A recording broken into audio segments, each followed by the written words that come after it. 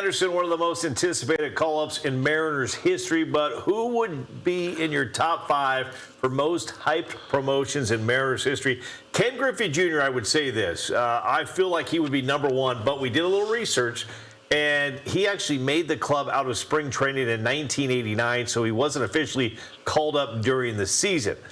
Let's bring in producer Joel Knipp to give us his top 5. Technicalities. In-season call-ups for the Mariners.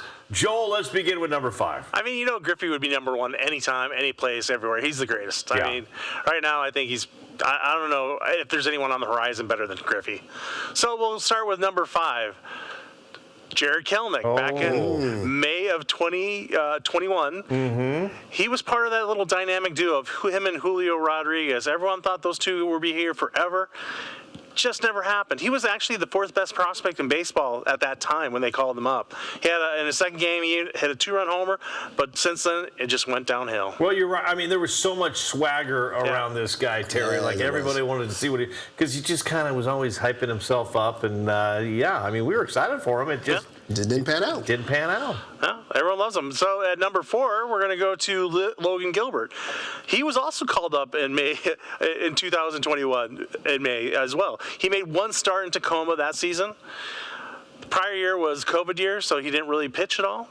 But he's been dominant since. He's probably the M's ace right now, I would say.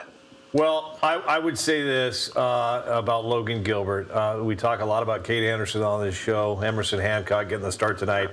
If you want a leader right now on this team, Logan Gilbert has to be one of the leaders on this team. He's the guy that's going to need to bring everybody together if the Mariners are going to make a run. You bet. So we'll go to number 3. That's Alex Rodriguez. I know he's not well liked here in Seattle, but he was only 18 years old when they called him up in July 8th of 1994. That initial run, he only had 204 over 17 games.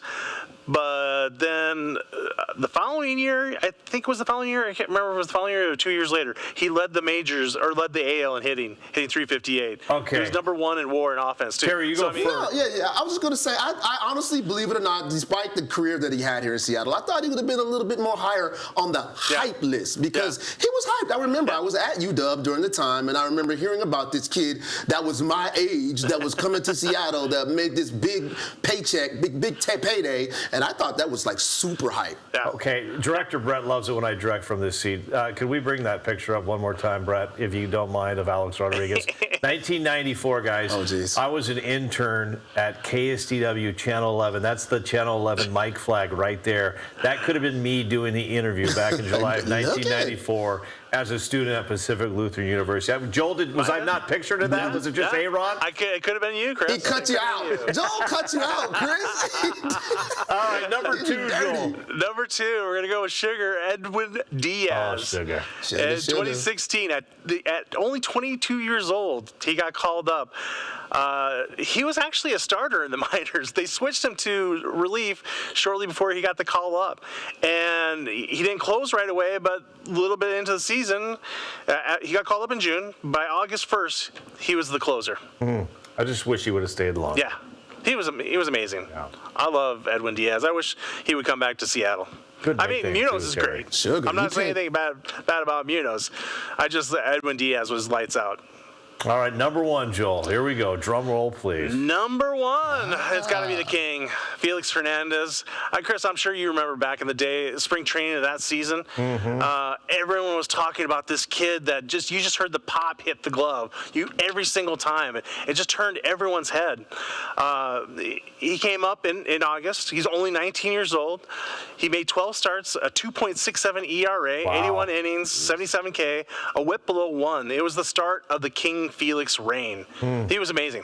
I just love it when a story really just turns out with a super happy ending like that, right? Even though he was pumped up and we knew he was going to be great, but he turned into the king, an icon, a legend here in Seattle. To see that transition he made from 2005 to where we are now. We have a street name. This is crazy. I love this dude, man. Honestly, I'm getting goosebumps thinking about it because so many people ask, where were you when Mount St. Helens blew up? Where were you when Felix Hernandez threw his perfect game? Where were you when the Seahawks won their first Super Bowl? So, yes, perfect list. I would have Felix at number 1 as well, Joel. Well done. Yeah, I had one possible mention. Was it Kyle? What was Kyle Lewis. Kyle Lewis. Kyle Lewis could have made that list. He was really good. He was something. I mean, first-round pick. He looked like he was going to be the next star in the outfield, but injuries did him in. And I still remember Paxton and Holtzen, so much hype around those two. But, yeah, I think you're solid with number one. Well done. All right.